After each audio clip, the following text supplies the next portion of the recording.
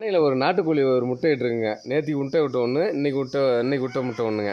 இந்த முட்டையில் என்ன வித்தியாசம்னா, ஒரு முட்டை ரொம்ப பெருசாக இருக்குதுங்க. என்ன காரணம்னு எனக்கும் சரியாக புரியல. இதுதான் என்னோடய சின்ன சந்தேகத்துக்காக நம்ம இந்த முட்டையை உடச்சி பார்த்துருவோம் ரெண்டுமே. ஒரு காலம் ஒரு சில பேர் என்ன சொல்கிறாங்க, 2 கரு 4 கரு சொல்கிறாங்க.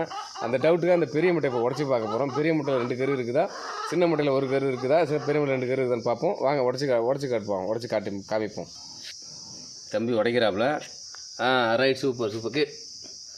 2 கரு தாங்க இருக்குது. நான் வாழ்க்கையில் 2 கரு முட்டை தான் முதல்ல பார்க்குறேங்க. நாட்டுக்கோழி போடுறதுலேயே 2 முட்டை இருக்குது, வாய்ப்பு இருக்கும் போல இருக்குதுங்க.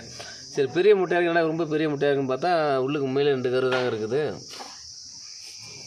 பார்த்தீங்கன்னா தெரியும். ஒரு முட்டை உடச்சி வச்சாது. அடுத்து இந்த சின்ன முட்டை உடச்சி ஊற்றுறோம்.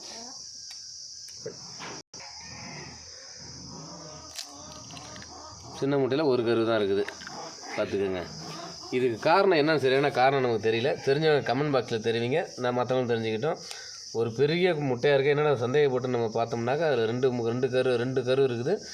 இன்னும் சின்ன முட்டையாக பார்த்தாலும் 1 கரு தான் இருக்குது. அது காரணம் என்னன்னு தெரிலங்க. 2 கரு உள்ள முட்டை சில நேரம் வருவதற்கு காரணம் என்னன்னு தெரில.